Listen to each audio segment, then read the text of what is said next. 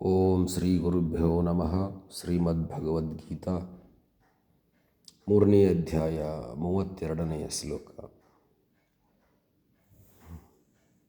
ನ ತ್ವೇತದಭ್ಯಸೂಯಂತೋ ನಾನು ತಿಷ್ಠಂತಿ May ಮತಂ ಸರ್ವಜ್ಞಾನ ವಿಮೂಢಾನ್ಸ್ಥಾನ್ ವಿದ್ಧಿ ನಷ್ಟಾನ ಚೇತಸಃ.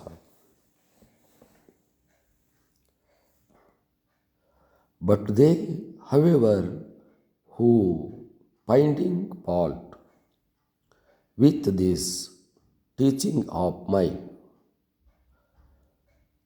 do not follow it, take those fools to be deluded in the matter of all knowledge as lost.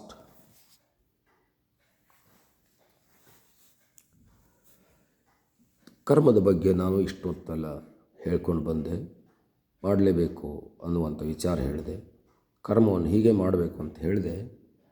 ಆದರೂ ಕೂಡ ಯಾರು ಈ ನಿಯಮವನ್ನು, ಈ ವಿಚಾರವನ್ನು ಪಾಲಿಸೋದಿಲ್ಲವೋ ಅವರು ಖಂಡಿತವಾಗಿಯೂ ತಮ್ಮನ್ನು ತಾವು ನಷ್ಟ ಮಾಡಿಕೊಡ್ತಾರೆ. ಮನುಷ್ಯನು ತನ್ನನ್ನು ತಾನು ನಾಶ ಮಾಡಿಕೊಂಡಾದ ಮೇಲೆ ಇನ್ನವನು ಯಾವುದನ್ನು ಸಾಧಿಸೋದಕ್ಕೆ ಆಗೋದಿಲ್ಲ ಅನ್ನುವಂಥ ಅಭಿಪ್ರಾಯವನ್ನು ಇಲ್ಲಿ ಹೇಳ್ತಾ ಇದ್ದಾರೆ. ಹಾಗಾಗಿ ಕರ್ಮ ಅನ್ನುವಂಥದ್ದು ಮನುಷ್ಯನಿಗೆ ಯಾವಾಗಲೂ ಕೂಡ ಬೆಳೆದೇ ಇರುವಂಥದ್ದು. ಕರ್ಮವನ್ನು ತಪ್ಪಿಸಿಕೊಳ್ಳೋದಕ್ಕೆ ಆತನು ಯಾವಾಗಲೂ ಕೂಡ ಪ್ರಯತ್ನ ಮಾಡಬೇಕು. ಕರ್ಮವನ್ನು ಯಾವಾಗಲೂ ಆತನು ಧಿಕ್ಕರಿಸಬಾರದು. ಕರ್ಮವನ್ನು ಯಾವಾಗಲೂ ಆತನು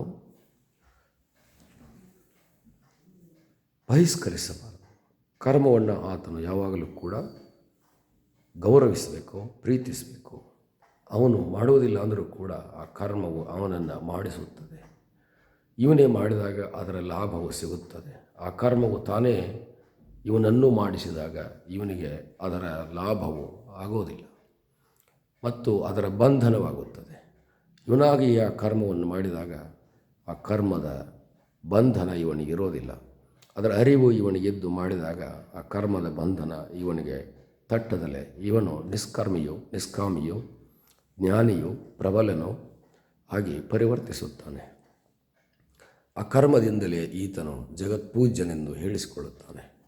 ಆ ಕರ್ಮವೇ ಇವನನ್ನು ದೊಡ್ಡ ವ್ಯಕ್ತಿಯೆಂದು ತೋರಿಸುತ್ತದೆ. ಆ ಕರ್ಮವು ಇವನಿಗೆ ಮಾರ್ಗದರ್ಶನವನ್ನು ಮಾಡುತ್ತದೆ. ಹಾಗಾಗಿ ಕರ್ಮವು ಬಹಳ ಅತ್ಯುತ್ತಮವಾಗಿರ್ತಕ್ಕಂಥ ಸಾಧನ. ಕರ್ಮ ಅನ್ನುವಂಥದ್ದು ಮನುಷ್ಯನ ಶರೀರ, ಇಂದ್ರಿಯ, ಪ್ರಾಣ, ಮನಸ್ಸು ಎಲ್ಲವನ್ನು ಕೂಡ ಸದೃಢಗೊಳಿಸ್ತಕ್ಕಂಥ ಕ್ರಿಯೆಯಾಗಿದೆ. ಈ ಕರ್ಮವು ಅತ್ಯುತ್ತಮವಾದ ಒಂದು ವ್ಯಾಯಾಮ ಶಾಲೆಯಾಗಿ ರೂಪುಗೊಂಡಿದೆ. ಹಾಗಾಗಿ ಪರಮಾತ್ಮನು ಕರ್ಮವನ್ನು ಮಾಡಿ, ಕರ್ಮವನ್ನು ಅನುಸರಿಸಿ, ನಾನು ಹೇಳ್ತಕ್ಕಂಥ ಕರ್ಮವನ್ನೇ ಮಾಡಿ, ನಾನು ಹೇಳುವ ರೀತಿಯಲ್ಲಿ ಕರ್ಮವನ್ನು ಮಾಡಿ ನೀನು ಜನ್ಮ ಪಾವನ ಮಾಡಿಕೊಳ್ಳಿ. ಇದರಿಂದ ನಿನಗೆ ಖಂಡಿತವಾಗಿ ಕೂಡ ಜಯ ಸಿಗುತ್ತದೆ ಅನ್ನುವಂಥ ಅಭಿಪ್ರಾಯವನ್ನು ಭಗವಂತನು ಇಲ್ಲಿ ಹೇಳುತ್ತಿದ್ದಾನೆ. ಹರಿ ಓಂ ತತ್ಸತ್.